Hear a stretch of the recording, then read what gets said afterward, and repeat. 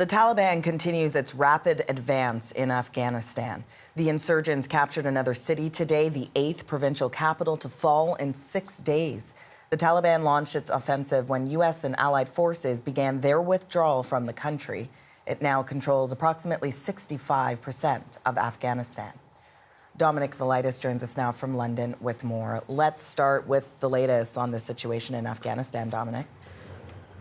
Yes, good morning, Asha. It's the speed of the Taliban's advance which has really shocked Afghanistan's government and, of course, its allies as well. I think we can show you a map now of the recent territorial gains that the group has made.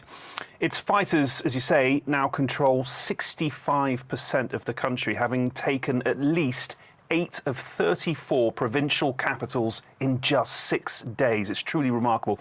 Today, Faizabad, which is a city in the northeast of the country and home to around 30,000 people, became the latest to fall.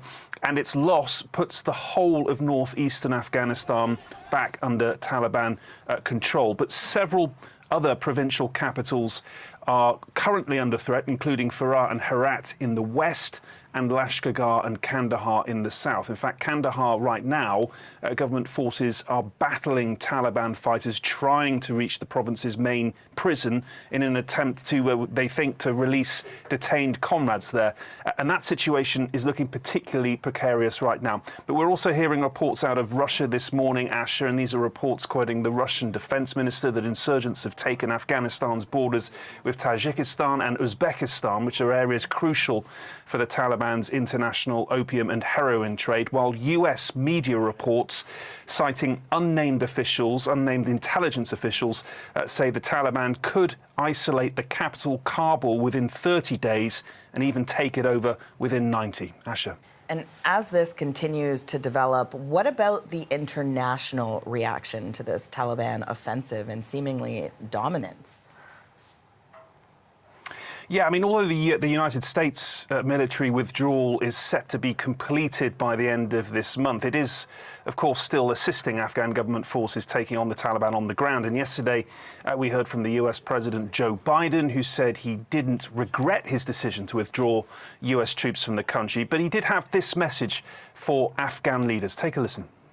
Afghan leaders have to come together. We lost